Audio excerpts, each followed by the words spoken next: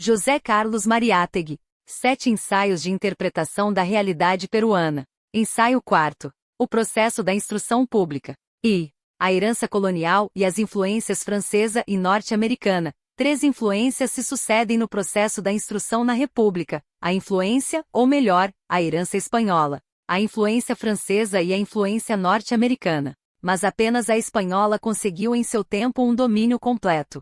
As outras duas se enxertaram mediocremente no quadro espanhol, sem alterar de forma decisiva suas linhas fundamentais. A história da instrução pública no Peru divide-se, assim, em 3 períodos que correspondem a essas 3 influências. Os limites de cada período não são muito precisos. Mas no Peru este é um defeito comum a quase todos os fenômenos e a quase todas as coisas. Até mesmo nos homens raramente se observa um contorno nítido, um perfil categórico. Tudo aparece sempre um pouco borrado, um pouco confuso. No processo da instrução pública, como em outros aspectos de nossa vida, constata-se a sobreposição de elementos estrangeiros insuficientemente combinados, insuficientemente aclimatados. O problema está nas próprias raízes deste Peru, filho da conquista. Não somos um povo que assimila as ideias e os homens de outras nações, impregnando-os de seu sentimento e de seu ambiente, enriquecendo assim, sem deformá-lo, seu espírito nacional. Somos um povo em que convivem, sem ainda se fundirem, sem ainda se compreenderem, indígenas e conquistadores. A República se sente e até se confessa solidária com o vice-reinado. Como vice-reinado, a República é o Peru dos colonizadores, mais do que dos naturais da terra. O sentimento e o interesse das 4/5 partes da população quase não desempenham papel algum na formação da nacionalidade e de suas instituições. A educação nacional, portanto, não tem um espírito nacional, tem antes um espírito colonial e colonizador. Quando, em seus programas de instrução pública, o Estado se refere aos índios, não o faz como se fossem peruanos iguais a todos os outros. Considera-os uma raça inferior. A República não se diferencia, nesse terreno, do vice-reinado. A Espanha nos legou, por outro lado, um sentido aristocrático e um conceito eclesiástico e literário do ensino. Dentro desse conceito, que fechava as portas da universidade aos mestiços, a cultura era um privilégio de casta. O povo não tinha direito à instrução. O ensino tinha por objetivo formar clérigos e doutores. A Revolução da Independência, alimentada pela ideologia jacobina, produziu temporariamente a adoção de princípios igualitários. Mas esse igualitarismo verbal não tinha realmente em vista senão o crioulo. Ignorava o índio. A República, além disso, nasceu na miséria. Não podia se permitir o luxo de uma ampla política educacional. A concepção generosa de Condorcet não figurou entre os pensamentos tomados de empréstimo por nossos liberais à Grande Revolução. Na prática subsistiu, nessa como em quase todas as coisas, a mentalidade colonial. Dissipada a efervescência da retórica e do sentimento liberais, reapareceu nitidamente o princípio do privilégio. O governo de 1831, que declarou a gratuidade do ensino, fundamentava essa medida, que nunca chegou a ser posta em prática, na notória decadência das fortunas particulares, que havia reduzido inúmeros pais de família à amarga situação de não poderem dar a seus filhos uma educação ilustrada, desperdiçando-se assim muitos jovens de talento. O que preocupava esse governo não era a necessidade de colocar esse grau de instrução ao alcance do povo. Era, segundo suas próprias palavras, a urgência de resolver um problema das famílias que haviam sofrido perdas em sua fortuna. A persistência da orientação literária e retórica se manifesta com a mesma acentuação. Felipe Barreda Y. Laus aponta como fundações típicas dos primeiros anos da República as seguintes: o Colégio da Trindade de Huancayo, a Escola de Filosofia e Latim de Huamachuco e as cátedras de Filosofia, Teologia Dogmática e Jurisprudência do Colégio de Moquegua. No culto das humanidades se confundiam os liberais, a velha aristocracia latifundiária e a jovem burguesia urbana. Uns e outros se comprazem em conceber universidades e colégios como fábricas de homens de letras e de leis. Os liberais não gostavam menos da retórica do que os conservadores. Não havia quem reivindicasse uma orientação prática, destinada a estimular o trabalho, a empurrar os jovens para o comércio e a indústria. Menos ainda havia quem reivindicasse uma orientação democrática, destinada a franquear o acesso à cultura a todos os indivíduos. A herança espanhola não era exclusivamente psicológica e intelectual. Era, antes de tudo, econômica e social. O privilégio da educação persistia pela simples razão de que persistia o privilégio da riqueza e da casta. O conceito aristocrático e literário da educação correspondia absolutamente a um regime e a uma economia feudais. A Revolução da Independência não havia liquidado no Peru esse regime e essa economia. Não podia, portanto, ter cancelado suas ideias peculiares sobre o ensino. O Dr. Manuel Vicente Villarán, que representa no processo e no debate da instrução pública peruana o pensamento demoburguês, deplorando essa herança, disse em seu discurso sobre as profissões liberais, há um quarto de século, início da citação de Manuel Vicente Villarán, abre aspas, o Peru deveria ser, por 1000 causas econômicas e sociais, como os Estados Unidos foram, terra de lavradores, colonos, mineiros, comerciantes, homens de trabalho. Mas as fatalidades da história e a vontade dos homens decidiram outra coisa, convertendo o país em centro literário, pátria de intelectuais e viveiro de burocratas. Olhemos ao redor da sociedade e fixemos a atenção em qualquer família. Será uma grande sorte se encontrarmos entre seus membros algum agricultor, comerciante, industrial ou marinheiro, mas é indubitável que haverá nela algum advogado ou médico, militar ou funcionário, magistrado ou político, professor ou literato, jornalista ou poeta. Somos um povo onde penetrou a mania das nações velhas e decadentes, a doença de falar e escrever e não de agir, de agitar palavras e não coisas. Moléstia lamentável que constitui um sinal de fraqueza e laxidão. Quase todos olhamos com horror as profissões ativas que exigem vontade enérgica e espírito de luta, porque não queremos combater, sofrer, arriscar e abrir caminho por nós mesmos para o bem-estar e a independência. Quão poucos decidem enterrar-se na montanha, viver nas punas, percorrer nossos mares, explorar nossos rios, irrigar nossos campos, aproveitar os tesouros de nossas minas. Até as manufaturas e o comércio, com seus riscos e preocupações, nos atemorizam. E em troca vemos crescer ano após ano a multidão dos que anseiam a todo custo pela tranquilidade, pela segurança, pelo semi-repouso dos empregos públicos e das profissões literárias. Nisso somos estimulados, empurrados pela sociedade inteira. Todas as preferências dos pais de família recaem sobre os advogados, doutores, escriturários, literatos e professores. Assim é que o saber se encontra triunfante, a palavra e a pena estão em sua idade de ouro, e se o mal não for corrigido logo, o Peru será como a China, a terra prometida dos funcionários e dos letrados, fecha aspas, Manuel Vicente Villarán. Segunda, ideologia e reivindicações. O movimento estudantil que se iniciou com a luta dos estudantes de Córdoba pela reforma da universidade marca o nascimento da nova geração latino-americana. A inteligente compilação de documentos da reforma universitária na América Latina, realizada por Gabriel Delmaso a pedido da Federação Universitária de Buenos Aires, oferece uma série de testemunhos incontestáveis da unidade espiritual desse movimento. O processo da agitação universitária na Argentina, Uruguai, Chile, Peru e outros países revela a mesma origem e o mesmo impulso.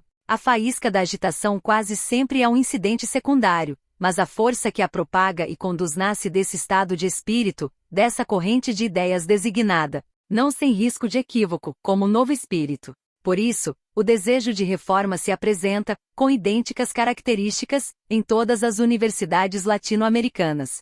Os estudantes de toda a América Latina, embora movidos à luta por problemas particulares de sua própria vida, parecem falar a mesma língua. Do mesmo modo, esse movimento aparece intimamente ligado à forte onda do pós-guerra, às esperanças messiânicas. Os sentimentos revolucionários e as paixões místicas próprias do período repercutiam de maneira especial na juventude universitária latino-americana. A ideia difusa e urgente de que o mundo entrava em um novo ciclo despertava nos jovens a ambição de cumprir uma função heroica e realizar uma obra histórica. E naturalmente, diante da constatação de todos os vícios e falhas do regime econômico-social vigente, a vontade e o anseio de renovação encontravam poderosos estímulos. A crise mundial chamava os povos latino-americanos com inusitada urgência a revisar e resolver seus problemas de organização e crescimento. Logicamente, a nova geração sentia esses problemas com uma intensidade e um fervor desconhecidos das gerações anteriores, enquanto a atitude destas, conforme o ritmo de sua época, fora evolucionista, muitas vezes com um evolucionismo completamente passivo. A da nova geração era espontaneamente revolucionária. A ideologia do movimento estudantil carecia, no início, de homogeneidade e autonomia. Era fortemente influenciada pela corrente wilsoniana. As ilusões democráticas e pacifistas que a pregação de Wilson colocou em moda em 1918 e 1919 circulavam entre a juventude latino-americana como se fossem moeda legítima da revolução. Esse fenômeno se explica com clareza também na Europa, não apenas as esquerdas burguesas, mas também os velhos partidos socialistas reformistas aceitaram como novas as ideias democráticas renovadas, com eloquência e tom apostólico pelo presidente norte-americano, somente através da colaboração cada vez mais estreita com os sindicatos operários, da experiência de combate contra as forças conservadoras e da crítica concreta aos interesses e princípios que sustentavam a ordem estabelecida, poderiam as vanguardas universitárias alcançar uma orientação ideológica definida. Esse é o entendimento dos porta-vozes mais autorizados da nova geração estudantil ao avaliar as origens e as consequências da luta pela reforma. Todos concordam que esse movimento, que mal chegou a formular seu programa, está longe de propor objetivos exclusivamente universitários e que, devido à sua relação estreita e crescente com o avanço das classes trabalhadoras e com o abatimento de velhos privilégios econômicos, só pode ser compreendido como um dos aspectos de uma profunda renovação latino-americana. Assim, Palcos, aceitando integralmente as últimas consequências da luta empreendida, sustenta, início da citação de Palcos, abre aspas, enquanto subsistir o atual regime social, a reforma não poderá atingir as raízes profundas do problema educacional. Terá cumprido seu papel, se purificar as universidades dos maus professores que tratam o cargo como simples emprego burocrático, se permitir, como acontece em outros países, que todos os capazes tenham acesso ao magistério, sem exclusão por suas convicções sociais, políticas ou filosóficas, se neutralizar, ao menos em parte, o chauvinismo e estimular nos estudantes o hábito da pesquisa e o sentimento de responsabilidade própria. No melhor dos casos, a reforma, bem compreendida e aplicada, pode contribuir para evitar que a universidade seja, como de fato é em todos os países, como também foi na própria Rússia, país onde existia, contudo, uma intelectualidade avançada que no momento da ação, sabotou escandalosamente a revolução. Uma Bastilha da reação, esforçando-se por conquistar as alturas do século, fecha aspas, Palcos. As interpretações sobre o significado do movimento não coincidem rigorosamente, e isso é natural. Mas, com exceção daquelas vindas do setor reacionário, interessado em limitar o alcance da reforma confinando-a à universidade e ao ensino, todas as que se inspiram sinceramente em seus verdadeiros ideais a definem como a afirmação do espírito novo, entendido como espírito revolucionário. Do ponto de vista filosófico, Ripalberdi inclinava-se a considerar essa afirmação como uma vitória do idealismo do início do século XX sobre o positivismo do século XIX. Início da citação de Ripalberdi, abre aspas, o renascimento do espírito argentino opera-se pela força das jovens gerações que, ao atravessar os campos da filosofia contemporânea, sentiram bater em sua fronte a asa da liberdade, fecha aspas, Ripalberdi. Mas o próprio Ripalberdi percebia que o objetivo da reforma era capacitar a universidade para cumprir essa função social que é a razão mesma de sua existência. Júlio V. Gonzalez, que reuniu em 2 volumes seus escritos da campanha universitária, chegou a conclusões mais precisas. Início da citação de Júlio V. Gonzalez, abre aspas. A reforma universitária revela o surgimento de uma nova geração que chega desvinculada da anterior, trazendo sensibilidade distinta, ideais próprios e uma missão diversa a cumprir. Não se trata de um fato simples ou isolado, se é que tais fatos existem. Está vinculada, como causa e efeito, aos últimos acontecimentos vividos em nosso país, em consequência do que se passou no mundo. Seria incorrer em erro absurdo considerar a reforma universitária como um problema de salas de aula, e ainda assim, reduzir toda a sua importância aos efeitos que pudesse produzir exclusivamente nos círculos de cultura. Tal equívoco levaria inevitavelmente a uma solução que não corresponderia à realidade em que o problema está colocado. Digamos claramente, então, a reforma universitária é parte de uma questão que o desenvolvimento material e moral de nossa sociedade impôs após a crise gerada pela guerra, fecha aspas, Júlio V. Gonzalez. Gonzalez assinala, em seguida, a Guerra Europeia, a Revolução Russa e a ascensão do radicalismo ao poder como fatores decisivos da reforma na Argentina. José Luiz Lanuza indica outro fator, a evolução da classe média. A maioria dos estudantes pertence a essa classe em todas as suas gradações. Pois bem, uma das consequências sociais e econômicas da guerra foi a proletarização da classe média. Lanuza sustenta a seguinte tese, início da citação de José Luiz Lanuza, abre aspas. O movimento coletivo estudantil de tão vastas projeções sociais como a reforma universitária não poderia ter estourado antes da Guerra Europeia. Sentia-se a necessidade de renovar os métodos de estudo e se evidenciava o atraso da universidade em relação às correntes contemporâneas do pensamento universal desde a época de Alberdi, quando começava a se desenvolver nossa indústria embrionária. Mas então a classe média universitária permanecia tranquila com seus títulos de privilégio. Infelizmente para ela, essa comodidade diminui à medida que cresce a grande indústria, acelera-se a diferenciação das classes e sobrevém a proletarização dos intelectuais. Professores, jornalistas e empregados do comércio se organizam em sindicatos. Os estudantes não podiam escapar ao movimento geral, fecha aspas, José Luiz Lanuza. Mariano Hurtado de Mendoza coincide, em essência, com as observações de Lanuza. Início da citação de Mariano Hurtado de Mendoza, abre aspas, a reforma universitária é antes de tudo, e acima de tudo, um fenômeno social que resulta de outro mais amplo e extenso, produzido em consequência do grau de desenvolvimento econômico de nossa sociedade. Seria erro estudá-la unicamente sob o ponto de vista universitário, como problema de renovação do governo da universidade, ou sob o ponto de vista pedagógico, como ensaio de aplicação de novos métodos de investigação na aquisição da cultura. Incorreríamos também em erro se a considerássemos apenas como resultado de uma corrente de ideias novas provocadas pela Grande Guerra e pela Revolução Russa, ou como obra de uma nova geração que surge desvinculada da anterior, trazendo sensibilidade distinta, ideais próprios e uma missão diferente a cumprir. A reforma universitária nada mais é que uma consequência do fenômeno geral da proletarização da classe média, que forçosamente ocorre quando uma sociedade capitalista atinge determinadas condições de seu desenvolvimento econômico. Isso significa que em nossa sociedade está se produzindo o fenômeno da proletarização da classe média e que a universidade, composta quase totalmente por ela, foi a primeira a sofrer seus efeitos, porque era o tipo ideal de instituição capitalista, fecha aspas, Mariano Hurtado de Mendoza. De todo modo, é fato amplamente observado que ao calor da reforma, se formaram núcleos de estudantes que em estreita solidariedade com o proletariado, se dedicaram à difusão de ideias sociais avançadas e ao estudo das teorias marxistas. O surgimento das universidades populares, concebidas com critérios bem diferentes daqueles que inspiraram em outros tempos tímidos ensaios de extensão universitária,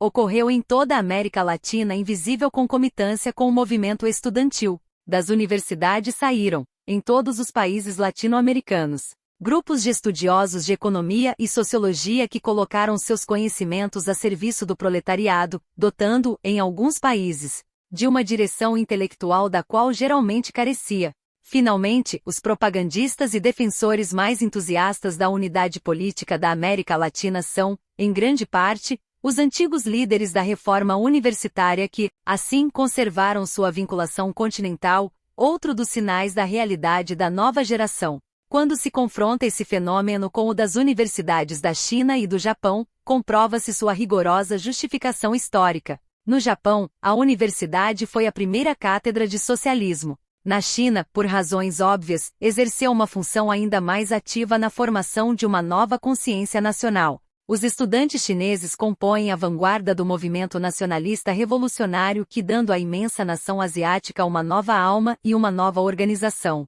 lhe confere influência considerável nos destinos do mundo. Nesse ponto, concordam os observadores ocidentais de maior autoridade intelectual. Mas não pretendo aqui estudar todas as consequências e relações da reforma universitária com os grandes problemas da evolução política da América Latina.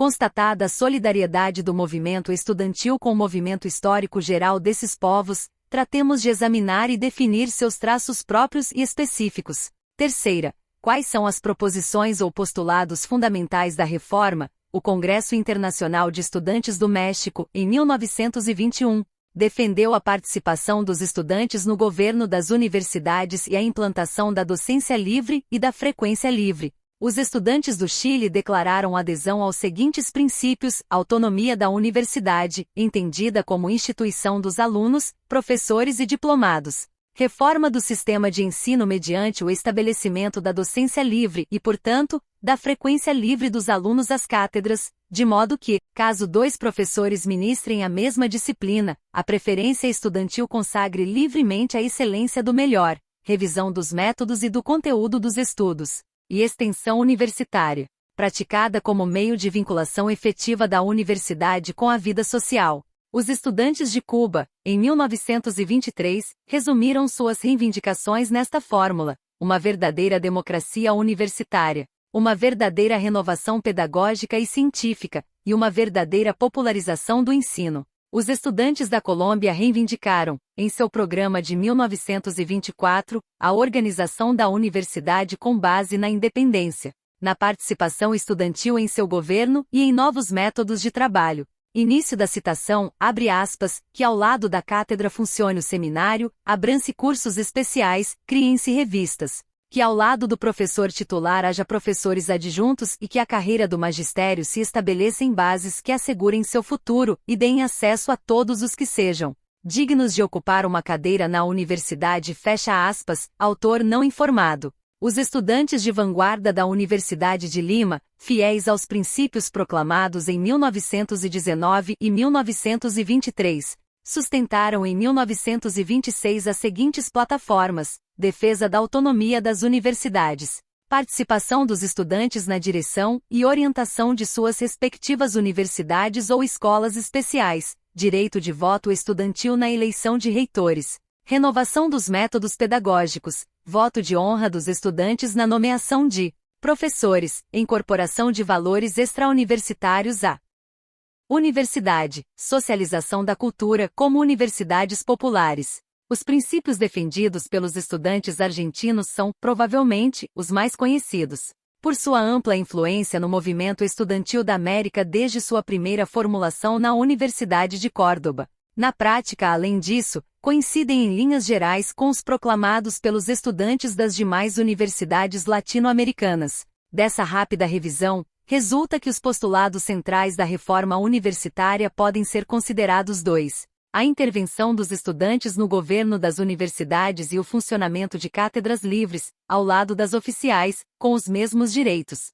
ministradas por professores de comprovada capacidade na matéria. O sentido e a origem dessas duas reivindicações nos ajudam a esclarecer o significado da reforma. Quarta, a Universidade de Lima, no Peru. Por várias razões, o espírito da colônia teve seu lar na universidade. A primeira razão é a persistência ou sobrevivência, sob a República, do domínio da velha aristocracia colonial. Mas esse fato só foi desvendado quando a ruptura com o critério colonialista, isto é, com a historiografia civilista, permitiu à nova geração julgar livremente a realidade peruana. Para compreendê-lo plenamente foi necessária a quebra da antiga casta, denunciada pelo caráter de secessão que quis assumir a mudança de governo de 1919. Quando o Dr. V. Abelão qualificou a universidade como laço de união entre a República e a colônia, com a intenção de enaltecê-la como órgão único e essencial de continuidade histórica, parecia quase estar fazendo uma descoberta valiosa.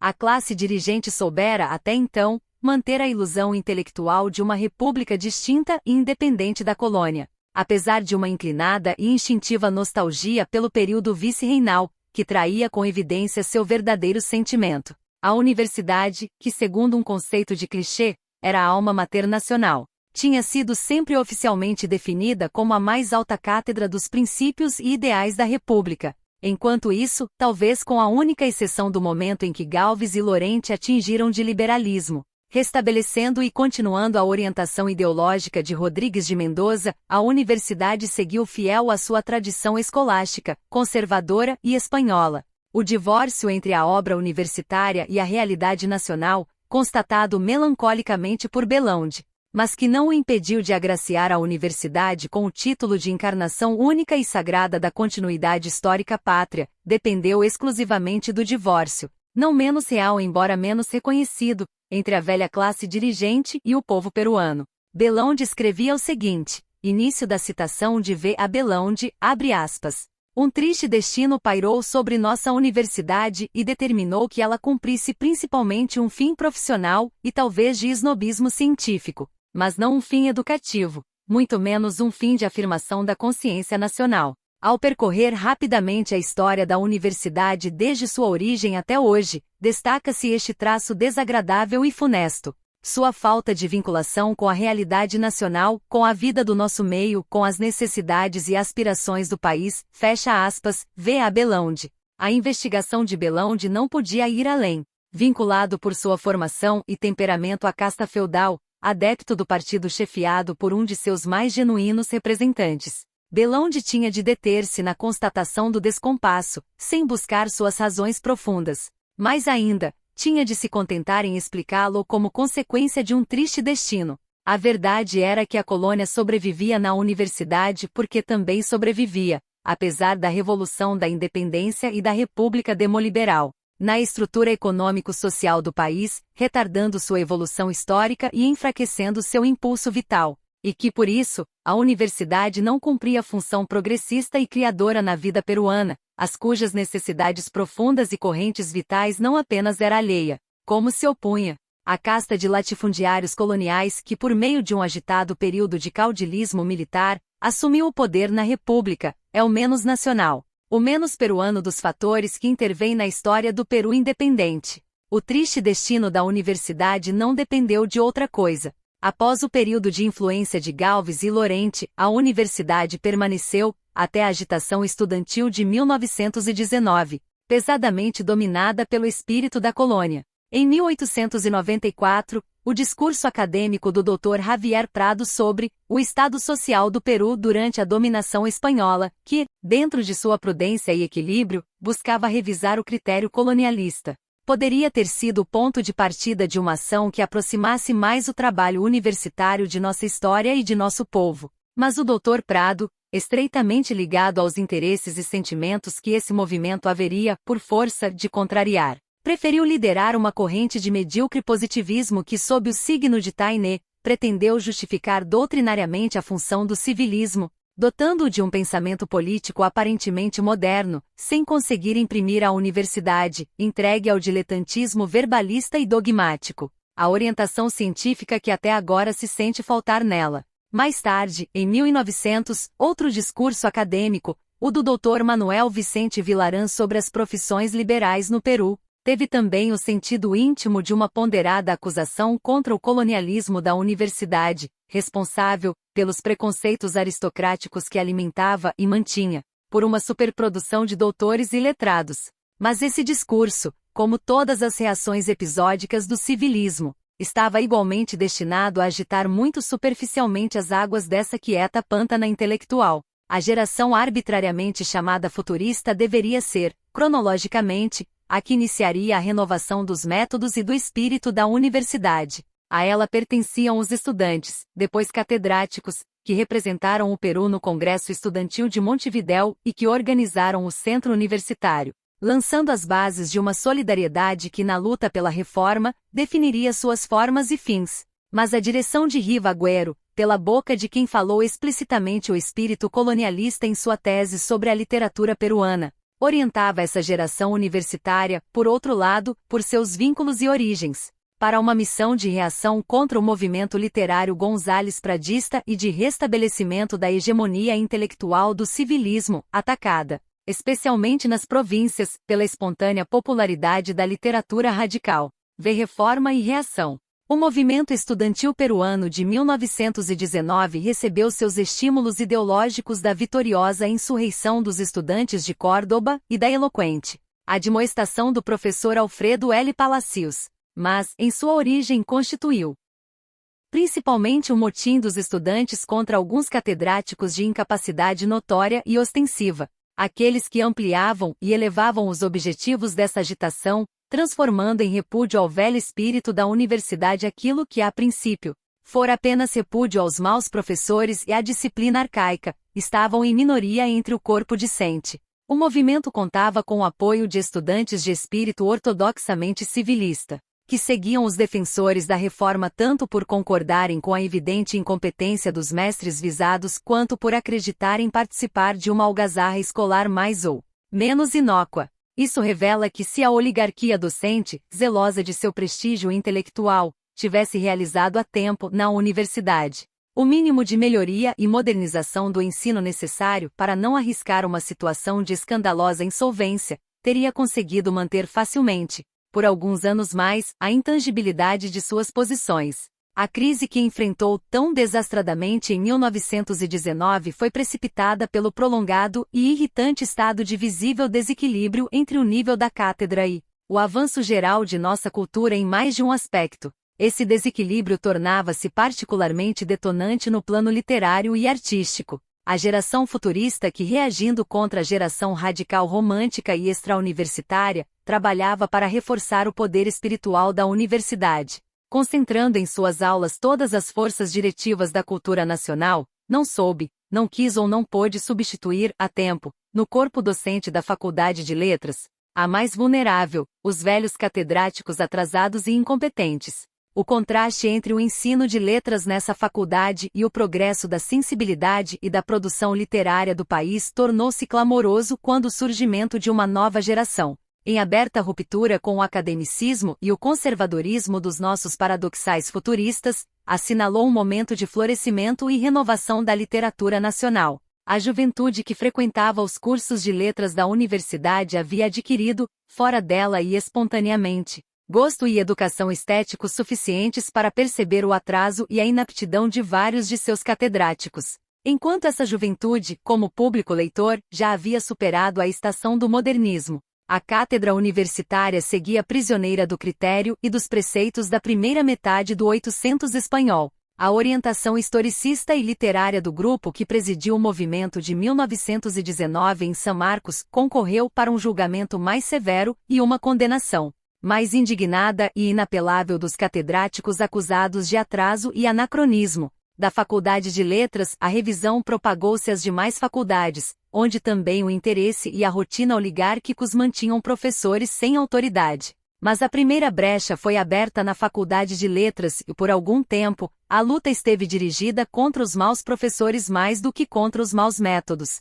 A ofensiva do corpo discente começou com a formação de um quadro de taxas, isto é, de impugnações, no qual se omitiram cuidadosamente todas as que pudessem parecer suspeitas de parcialidade ou paixão. O critério que orientou nessa época o movimento de reforma foi um critério de avaliação da idoneidade docente, isento de motivações ideológicas. A solidariedade do reitor e do conselho com os professores impugnados constituiu uma das resistências que aprofundaram o movimento. O estudantado insurgente começou a compreender que o caráter oligárquico da docência e a burocratização e estagnação do ensino eram dois aspectos do mesmo problema. As reivindicações estudantis se ampliaram e se definiram.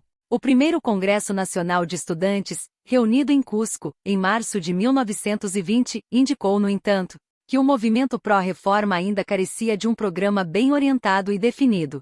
O voto de maior transcendência desse congresso foi o que deu vida às universidades populares, destinadas a vincular os estudantes revolucionários ao proletariado e a dar grande alcance à agitação estudantil. E mais tarde, em 1921, a atitude dos estudantes diante do conflito entre a universidade e o governo demonstrou que ainda reinava, na juventude universitária, uma profunda desorientação. Mais ainda, o entusiasmo com que parte dela se constituía em claque de catedráticos reacionários, cativada por uma retórica oportunista e democrática, sob a qual se buscava fazer passar o contrabando ideológico das superstições e nostalgias do espírito colonial, denunciava uma recalcitrante reverência da maioria por seus velhos dómines. Era, contudo, evidente que a derrota sofrida pelo civilismo tradicional colaborara para o triunfo alcançado em 1919 pelas reivindicações estudantis. Com o decreto de 20 de setembro que estabelecia as cátedras livres e a representação discente no Conselho Universitário,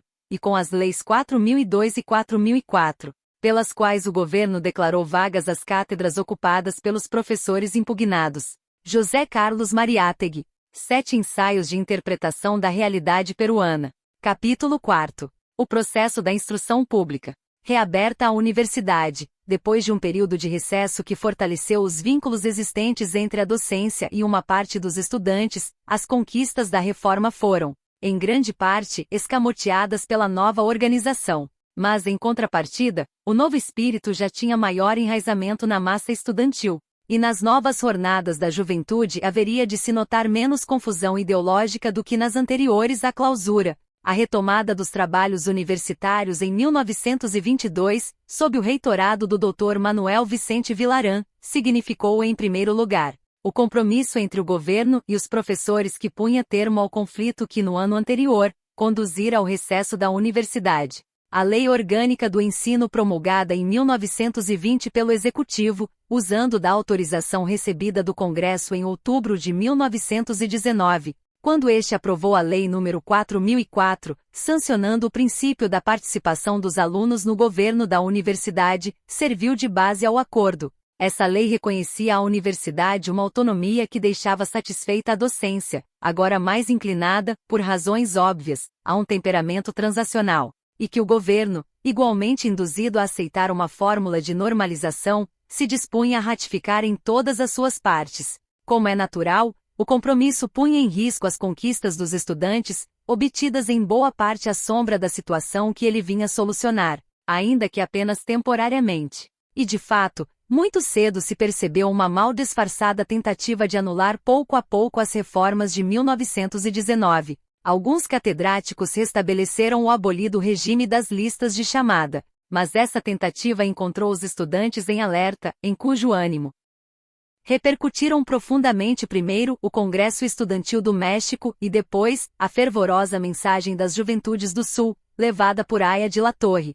O novo reitor, que ao assumir, fizera com a moderação própria de seu espírito, sempre em cuidadoso equilíbrio, uma profissão de fé reformista e até uma crítica às disposições da lei de ensino que substituíam a livre associação dos alunos por um centro estudantil universitário de organização estranhamente autoritária e burocrática. Coerente com essas declarações, percebeu logo a conveniência de empregar também, com o corpo discente, a política do compromisso, evitando qualquer veleidade reacionária destemperada que pudesse excitar imprudentemente a beligerância estudantil. O reitorado do Dr. Vilaran, sobrepondo-se a conflitos locais provocados por catedráticos conservadores, assinalou assim um período de colaboração entre a docência e os alunos. O apoio dado à ação inteligente e renovadora de Zulem na biblioteca e a atenção prestada à opinião e ao sentimento do corpo discente, frequentemente consultados sem exageradas apreensões ideológicas, granjearam à política do reitor ampla simpatia.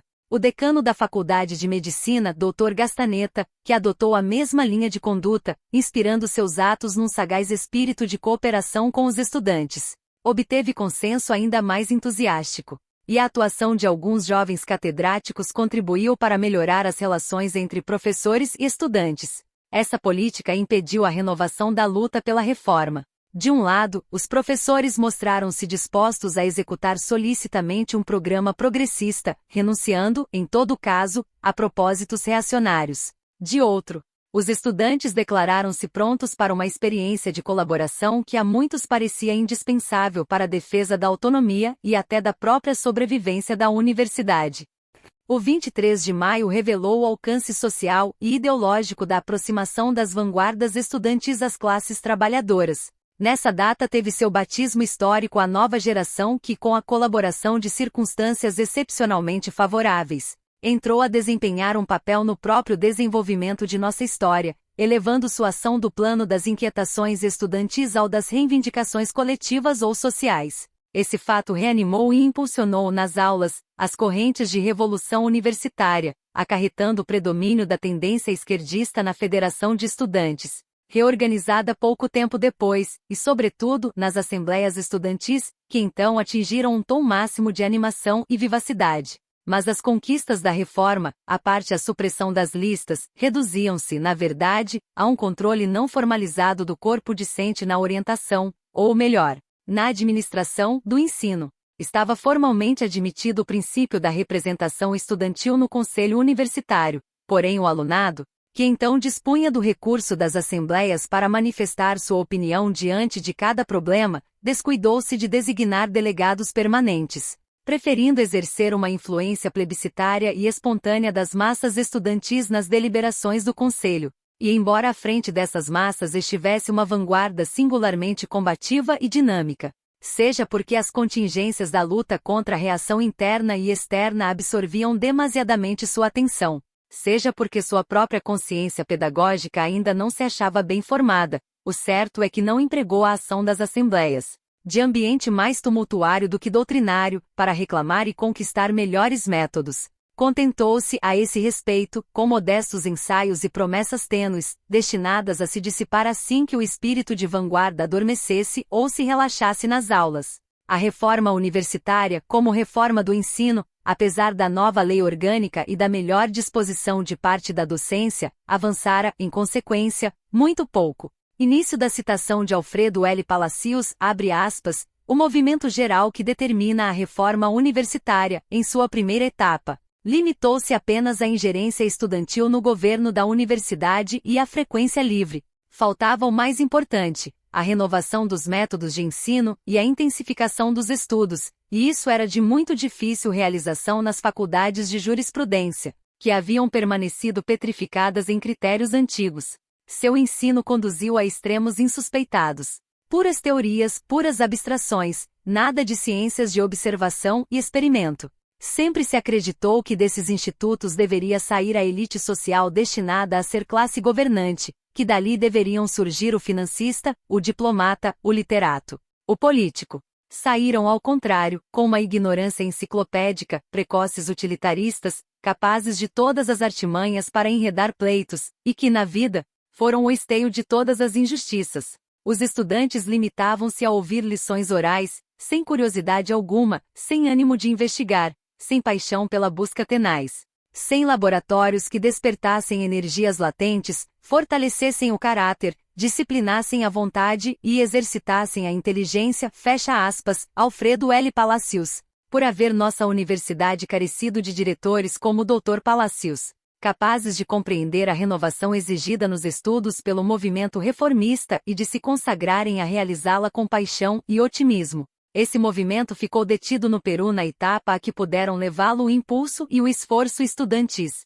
Os anos de 1924 a 1927 foram desfavoráveis ao movimento de reforma universitária no Peru. A expulsão de 26 universitários da Universidade de Trujillo, em novembro de 1923, preludiou uma ofensiva reacionária que, pouco tempo depois, mobilizou na Universidade de Lima todas as forças conservadoras contra os postulados de 1919 e 1923. As medidas de repressão empregadas pelo governo contra os estudantes de vanguarda de São Marcos livraram a docência da presença vigilante da maior parte daqueles que mantinham, alerta e desperto no alunado, o espírito da reforma. A morte de dois jovens mestres, Zulen e Borja Y. Garcia, reduziu a um número exíguo os professores com aptidão renovadora. O afastamento do Dr. Vilaran trouxe o abandono de sua tendência à cooperação com o alunado. O reitorado ficou em situação de interinidade, com todas as consequências de inibição e esterilidade inerentes a um regime provisório. Essa conjunção de contingências adversas tinha de produzir inevitavelmente o ressurgimento do velho espírito conservador, oligárquico. Arrefecidos os estímulos de progresso e reforma, o ensino recaiu em sua antiga rotina. Os representantes típicos da mentalidade civilista restauraram sua passada hegemonia absoluta. O expediente da interinidade, aplicado a cada dia com maior amplitude, serviu para disfarçar temporariamente o restabelecimento do conservadorismo nas posições de onde fora, em parte, desalojado pela onda reformista. Nas eleições de delegados de 1920, esboçou-se uma concentração das esquerdas estudantis. As plataformas eleitorais defendidas pelo grupo que prevaleceu na nova federação reafirmavam todos os postulados essenciais da reforma, mas novamente a repressão veio em auxílio dos interesses conservadores. O fenômeno característico desse período reacionário parece ser o apoio que nele vieram prestar aos elementos conservadores da universidade as mesmas forças que, obedecendo ao impulso histórico que determinou sua vitória sobre o civilismo tradicional, decidiram, em 1919, o triunfo da reforma. Não são estes, porém, os únicos fatores da crise do movimento universitário. a juventude não está totalmente isenta de responsabilidade. Suas próprias insurreições nos ensinam que se trata, em sua maioria, de uma juventude que procede por fáceis contágios de entusiasmo. Este, na verdade, é um defeito de que sempre se acusou o hispano-americano. Início da citação de Vasconcelos, abre aspas, o principal defeito de nossa raça é a inconstância. Incapazes de perdurar no esforço, não podemos, por isso mesmo, desenvolver um plano nem levar adiante um propósito, fecha aspas, Vasconcelos. E mais adiante, acrescenta, início da citação de Vasconcelos, abre aspas, em geral, é preciso desconfiar dos entusiastas. Entusiasta é um adjetivo a que devemos mais danos do que a todo o restante do vocabulário dos qualificativos. Com o nobre vocábulo entusiasmo nos acostumamos a encobrir nosso defeito nacional, bons para começar e prometer, maus para terminar e cumprir, fecha aspas, Vasconcelos. Mas mais do que a versatilidade e a inconstância dos alunos, atuam contra o avanço da reforma, a vagueza e a imprecisão do programa e do caráter desse movimento para a maioria deles. Os fins da reforma não estão suficientemente esclarecidos, não estão plenamente compreendidos. Seu debate e seu estudo avançam lentamente. A reação carece de forças para subjugar intelectual e espiritualmente a juventude. Suas vitórias não podem, pois, ter senão um valor contingente. Os fatores históricos da reforma, ao contrário, continuam a atuar sobre o espírito estudantil, no qual se mantém intacto, por conseguinte, apesar de seus obscurecimentos momentâneos, o anseio que animou a juventude nas jornadas de 1919 a 1923. Se o movimento renovador se mostra precariamente detido nas universidades de Lima, próspera, ao contrário, na Universidade do Cusco, onde a elite do professorado aceita e sanciona os princípios sustentados pelos alunos. Testemunho disso é o anteprojeto de reorganização da Universidade do Cusco formulado pela comissão que, com esse encargo, o governo nomeou ao declarar em recesso tal instituto. Esse projeto, subscrito pelos professores Fortunato L. Herrera, José Gabriel Cozil, Luiz E. Valcárcel, J. Uriel Garcia, Leandro Pareja, Alberto Araníbar P.I.J. S. Garcia Rodrigues, constitui, incontestavelmente, o mais importante documento oficial produzido até agora sobre a reforma universitária no Peru. Em nome da docência universitária, ainda não se havia falado entre nós com tamanha altura. A comissão da Universidade Cusquenha rompeu a tradição de rotina e mediocridade a que tão submissamente costumam cingir-se, em geral, as comissões oficiais. Seu plano mira a completa transformação da Universidade do Cusco em um grande centro de cultura, apto a presidir e a impulsionar de modo eficiente o desenvolvimento social e econômico da região andina, e ao mesmo tempo, incorpora em seu estatuto os postulados centrais da reforma universitária na Hispano-América. Entre as propostas básicas da comissão contam-se as seguintes: criação da docência livre como cooperadora do professorado titular, adoção do sistema de seminários e conversatórios, supressão do exame de fim de ano como prova definitiva, dedicação absoluta do catedrático universitário à sua missão educativa, participação de alunos e ex-alunos na eleição das autoridades universitárias, representação do corpo discente no conselho universitário e no de cada faculdade, democratização do ensino. O parecer concede, por outro lado, especial atenção à necessidade de organizar a universidade de modo a lhe dar, em todos os seus aspectos, ampla aplicação prática e completa orientação científica. A Universidade do Cusco aspira a ser um verdadeiro centro de pesquisas científicas, posto inteiramente a serviço do aprimoramento social. Para comprovar o crescente conflito entre os postulados centrais da reforma universitária, tais como foram formulados e subscritos pelas assembleias estudantis dos diversos países hispano-americanos, e a situação da Universidade de Lima, basta confrontar esses postulados com os respectivos aspectos do ensino e do funcionamento da universidade. Ensaiemos, esquematicamente, essa confrontação. Intervenção dos estudantes no governo da universidade. A reação se empenha em restabelecer o velho e rígido conceito de disciplina, entendido como acatamento absoluto do critério e da autoridade da docência. O Conselho de Decanos, ou reitor em seu nome, recusa com frequência a permissão para as assembleias destinadas a expressar a opinião dos estudantes. O direito dos estudantes de reunir-se para deliberar nos claustros está, pela primeira vez, sujeito à suspensão. As designações de delegados estudantes que não são gratas à docência não obtêm reconhecimento. O último comitê da Federação de Estudantes encontrou-se impossibilitado de funcionar, e até de se constituir plenamente, por falta do visto bom do Conselho. A crise da Federação depende, assim, de fator alheio à situação estudantil. O sentimento do corpo discente perdeu não apenas sua influência nas deliberações do Conselho, mas também os meios de manifestar-se livre e disciplinadamente. A representação estudantil no governo da universidade, dentro dessa situação, seria uma farsa. Renovação dos métodos pedagógicos. Salvo as inovações introduzidas no ensino por um ou outro catedrático, a subsistência dos velhos métodos se revela absoluta. Início da citação de Luiz E. Galvão, abre aspas, que faz nossa universidade pela investigação científica, fecha aspas, Luiz E. Galvão. Apesar de seus sentimentos de adesão a São Marcos, Luiz E. Galvão via-se compelido a dar-se uma resposta totalmente desfavorável. Os métodos e os estudos não mudaram senão na mínima proporção devido à iniciativa espontânea de poucos professores com severo senso de responsabilidade. Em pouquíssimos cursos se saiu da rotina da lição oral. O espírito dogmático mantém quase intactas suas posições.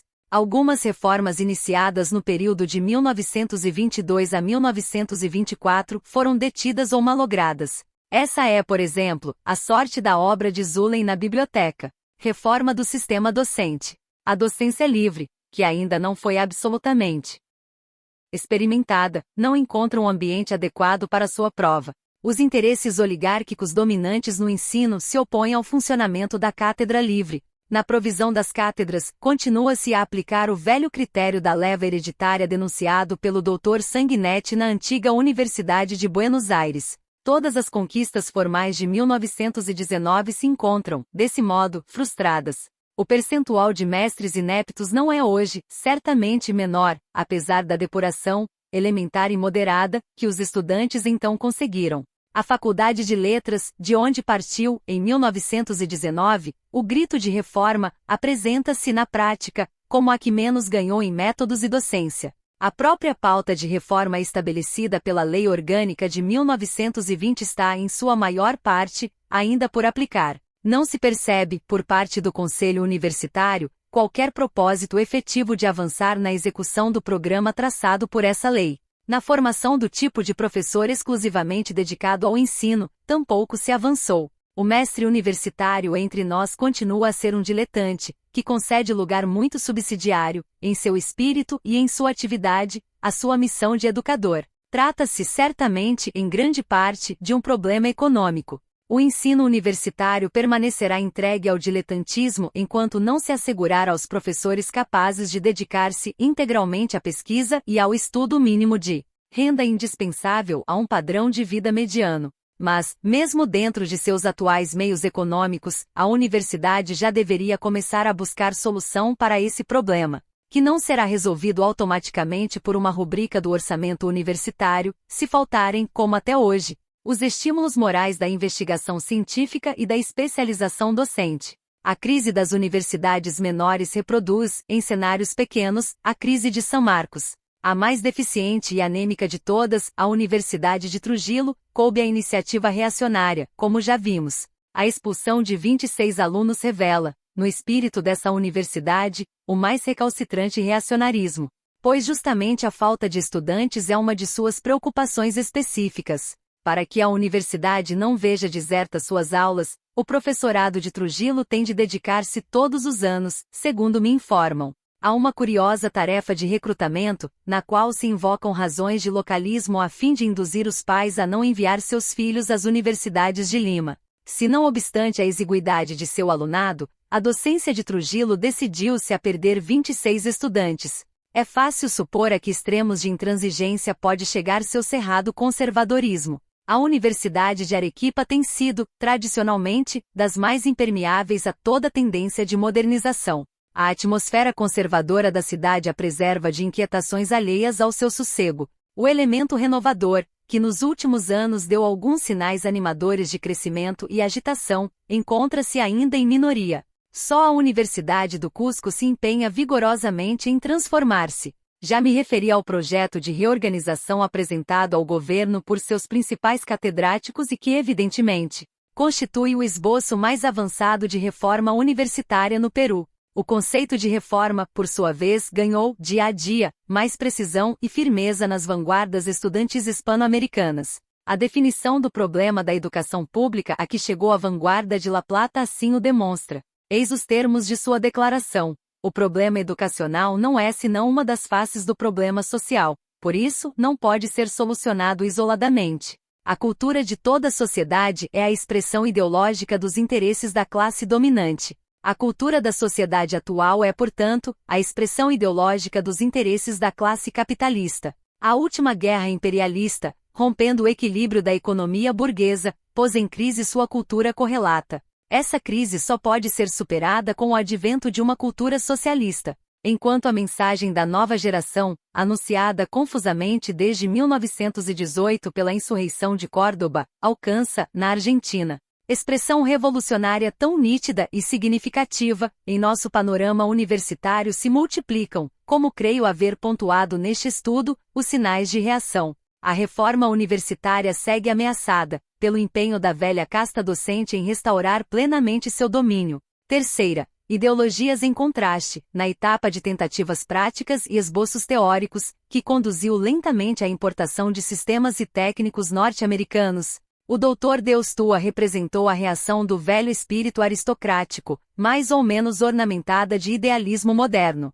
O Dr. Villaran formulava, em linguagem positivista, o programa do civilismo burguês e, portanto, demoliberal. O Dr. Deustua encarnava, sob um indumento universitário e filosófico de feição moderna, a mentalidade do civilismo feudal, dos encomendeiros vice-reinais. Não por acaso se designava como civilismo histórico a uma fração do Partido Civil. O verdadeiro sentido do diálogo entre Deustua e Villaran escapou aos glosadores e ao auditório da época. Os autoproclamados e ineptos partidos populares de então não souberam assumir qualquer posição doutrinária diante desse debate. O pierolismo não era capaz de outra coisa senão uma declamação monótona contra impostos e empréstimos, que estavam longe de constituir toda a política econômica do civilismo, além das periódicas falas e proclamas de seu califa sobre liberdade, ordem, pátria e cidadania. O pretenso liberalismo não se diferenciava do pierolismo, ao qual, de resto, andava acoplado,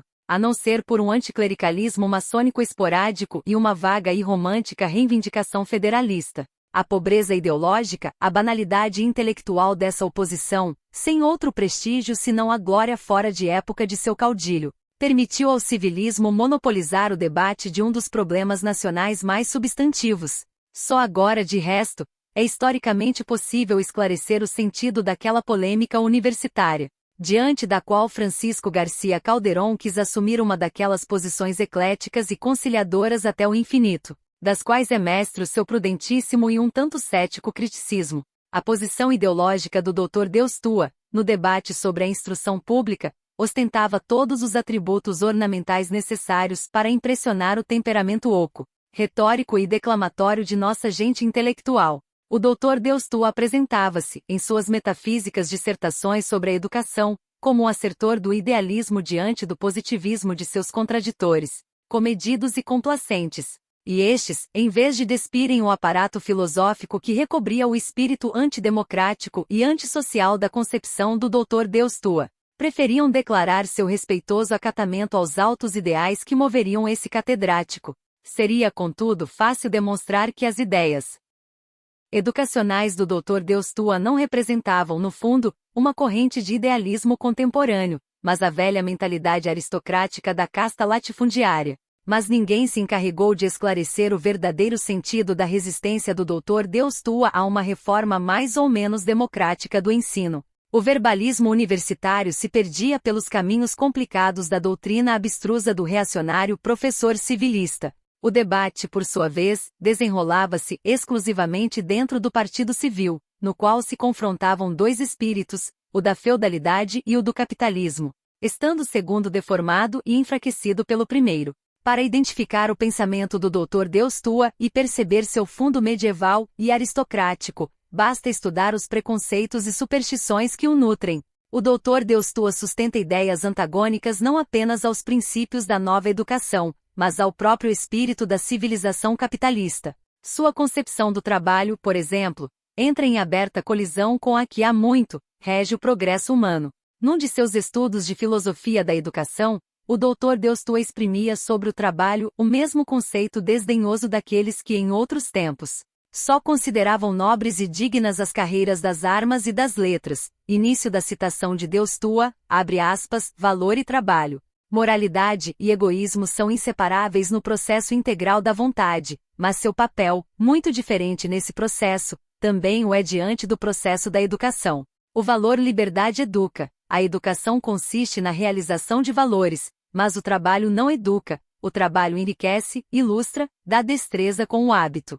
Porém está acorrentado a móveis egoístas que constituem a escravidão da alma, o próprio móvel da vocação pelo trabalho, que nele introduz felicidade e alegria. É egoísta como os demais, a liberdade não nasce dele, a liberdade é comunicada pelo valor moral e estético.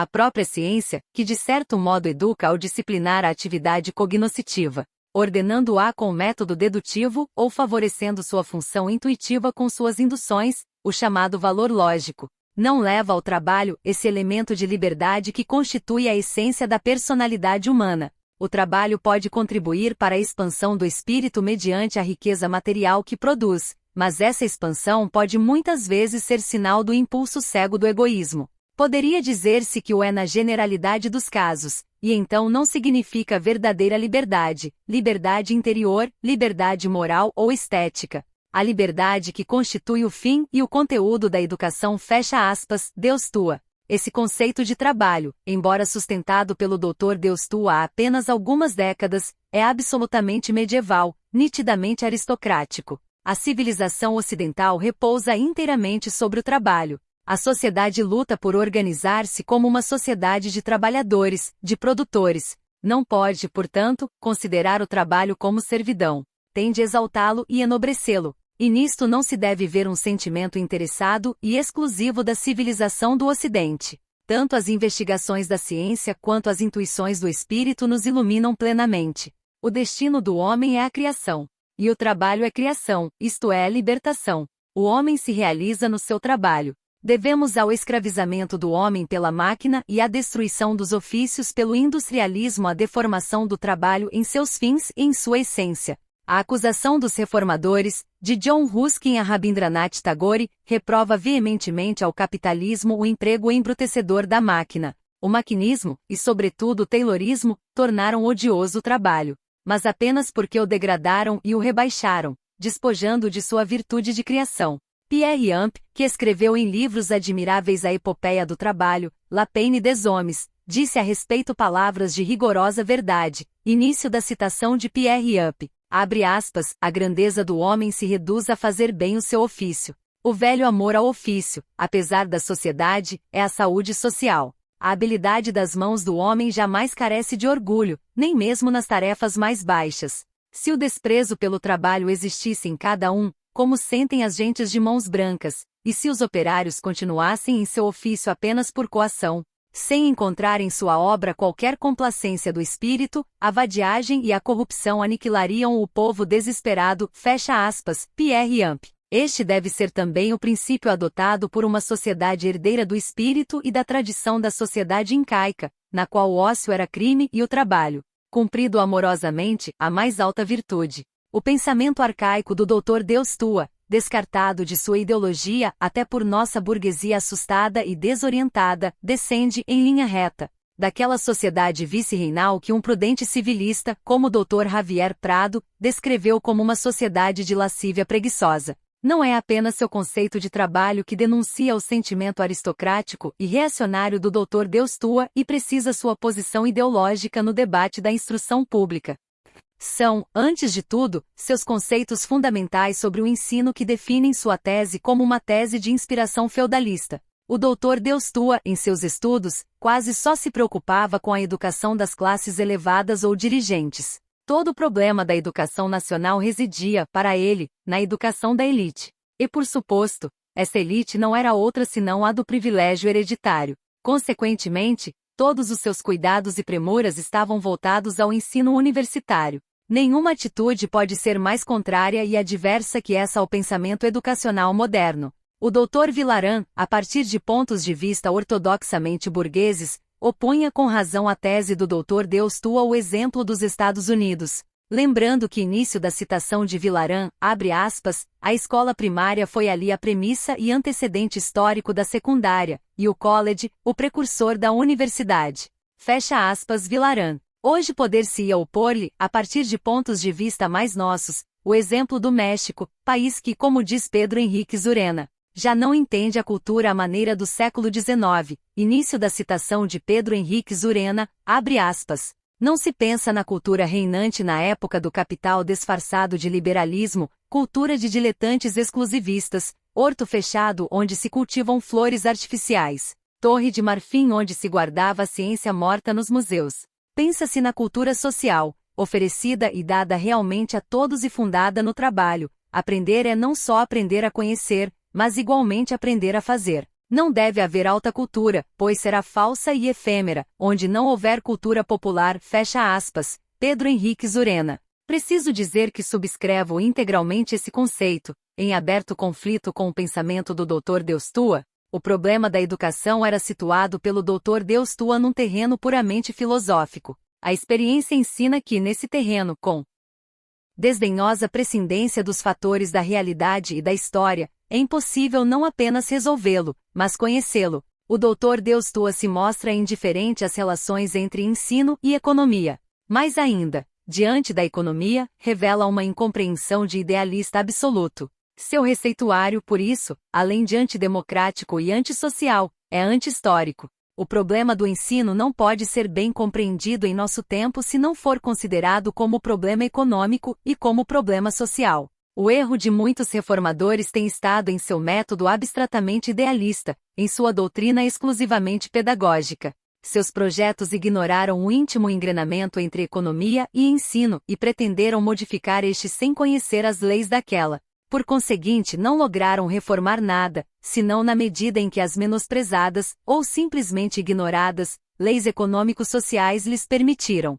O debate entre clássicos e modernos no ensino não esteve menos regido pelo ritmo do desenvolvimento capitalista do que o debate entre conservadores e liberais na política. Os programas e sistemas de educação pública, na época que agora declina, dependeram dos interesses da economia burguesa. A orientação realista ou moderna foi imposta, antes de tudo, pelas necessidades do industrialismo. Não por acaso o industrialismo é o fenômeno peculiar e substantivo desta civilização que, dominada por suas consequências, reclama da escola mais técnicos que ideólogos e mais engenheiros que retores. A orientação anticientífica e antieconômica no debate do ensino pretende representar um idealismo superior, mas trata-se de uma metafísica de reacionários, oposta e alheia à direção da história e que, por conseguinte, carece de qualquer valor concreto como força de renovação e elevação humanas. Os advogados e literatos provenientes das aulas de humanidades, formados por um ensino retórico e pseudo-idealista, foram sempre muito mais imorais do que os técnicos oriundos das faculdades e institutos de ciências. A atividade prática e teórica, ou estética, destes últimos seguiu o rumo da economia e da civilização, ao passo que a atividade prática, teórica ou estética dos primeiros frequentemente o contrariou, ao influxo dos interesses ou sentimentos conservadores mais vulgares. Além disso, o valor da ciência como estímulo da especulação filosófica não pode ser desconhecido nem subestimado. A atmosfera de ideias desta civilização deve muito mais à ciência do que às humanidades.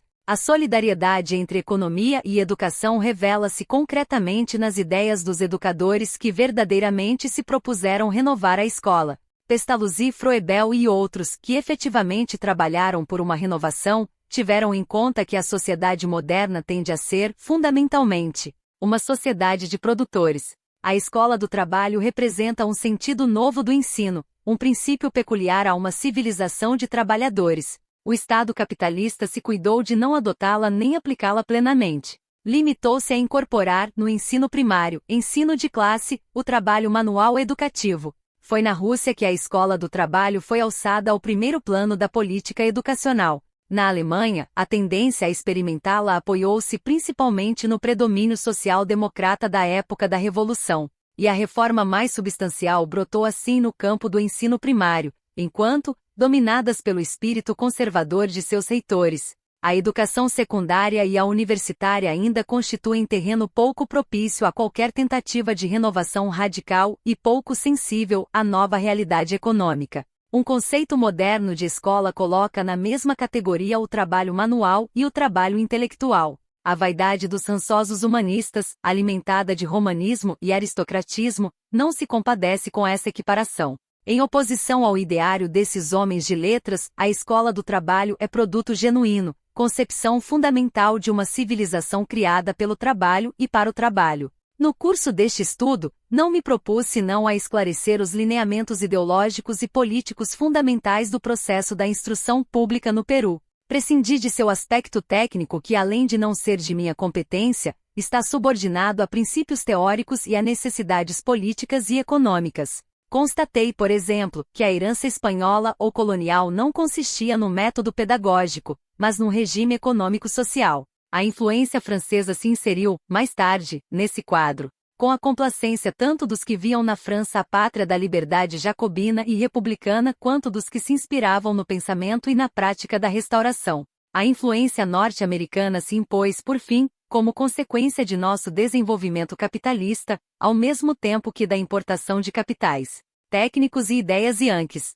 Sob o conflito de ideologias e influências, percebe-se claramente no último período o contraste entre uma crescente afirmação capitalista e a obstinada reação feudalista e aristocrática. A primeira propugna no ensino uma orientação prática, a segunda defende uma orientação pseudo-idealista.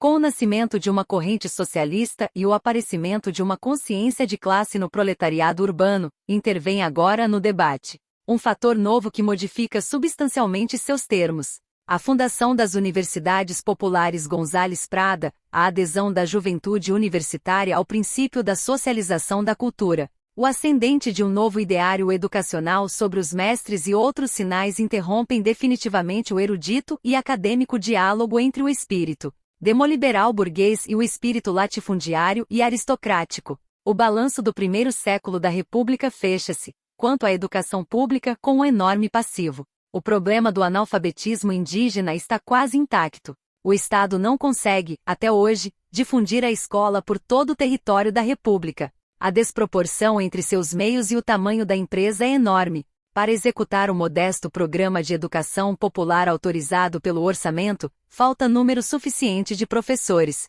A porcentagem de normalistas no quadro do magistério primário não chega a 20%. Os resultados atuais das escolas normais não permitem grandes ilusões quanto às possibilidades de resolver esse problema em prazo mais ou menos curto. A carreira de magistério primário, ainda sujeita no Peru às vexações e contaminações do gamonalismo e do caciquismo mais obtusos e prepotentes, é uma carreira de miséria. Aos professores não está assegurada nem sequer uma estabilidade relativa. A queixa de um deputado, acostumado a encontrar docentes em seu dócil séquito de capituladores, pesa, no critério oficial, mais do que a folha de serviços de um mestre reto e digno. O problema do analfabetismo do índio revela-se, enfim, um problema muito maior, que extrapola o marco restrito de um plano meramente pedagógico. A cada dia se comprova mais que alfabetizar não é educar. A escola elementar não redime moral e socialmente o índio. O primeiro passo real para sua redenção tem de ser a abolição de sua servidão. Esta é a tese sustentada no Peru pelos autores de uma renovação, entre os quais se contam, na primeira fila, muitos jovens educadores, cujos pontos de vista já se mostram distantes daqueles que, em oposição comedida embora categórica à ideologia colonial, defendeu há 25 anos o Dr. M. V. Villaran, com os resultados medíocres que vimos ao examinar a gênese e o desenvolvimento da reforma de 1920.